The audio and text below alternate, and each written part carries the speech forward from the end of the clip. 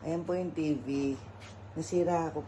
Hindi ko po sinasadyang nasira yan habang nagtitiktok. Nagkaroon ng mga guhit-guhit. Binili po niya yan ayaw pa nang bumili siya ng TV kasi ang laki. Kaya ito na lang binili niya.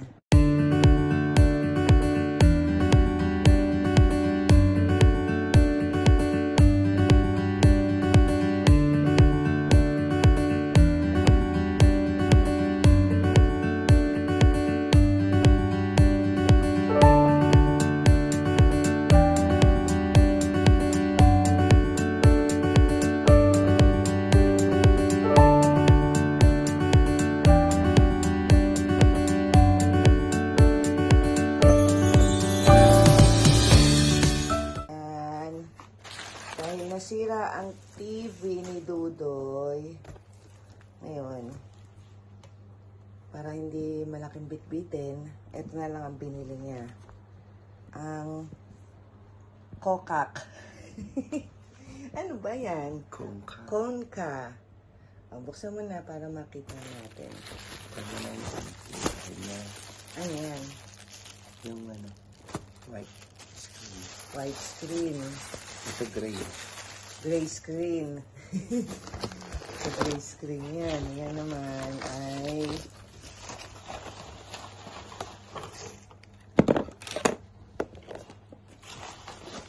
ano yan? Wala. Ba? Baka sabitan ng screen. Papa. Tapos mayroong yan. Stand. So yun nga yung binili niya, projector. Ayan siya. Yan. Yung model niya. Ang model ay C1 Pro projector. Yan. Kaya yun na lang ang binili niya. Projector. Para maliit lang. Remote tsaka saksakan. Ayun na talaga.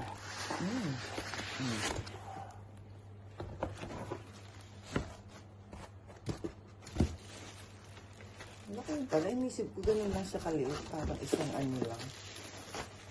Parang kasi laki pasa. Wow! Ang projector.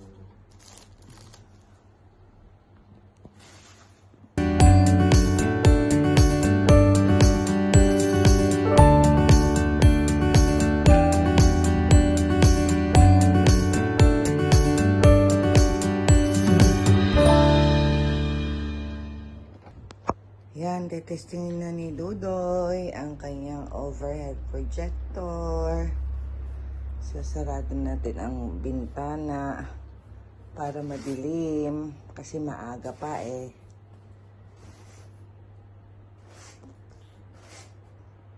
Yan, tetestingin na. 1, 2, 3. Uy. Ayun na siya. Kongka! Wow. Laki ng TV namin nasa pader. Kapaagi. So, dyan na kami manonood ngayon sa pader. Kasi nasira ko nga yung aksidenteng nasira ko yung TV. Okay na yun, laki niyan. Try mo nga, try mo sa movie. Ay, Diyos ko po, ito pala full scaling. Ayan pala, nagpakahirap ka doon kapipindot ng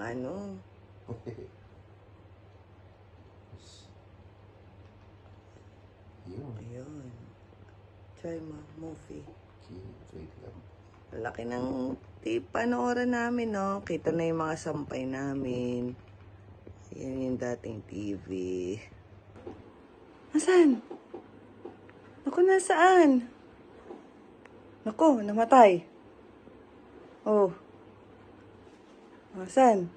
Naku. Oh. Oh. Naku, nawala. Ayun! Ay, nawala. Oh. Naku, nakapwesto. Ang cute. Bakit yung nakapwesto dyan? Oh, sino pa panonoorin mo? Sino? Oh. Sino papanoorin ni Isyo? Naku, ang galing naman. Nakapwesto din sa kama eh. Ang cute naman pala niyan. Oh.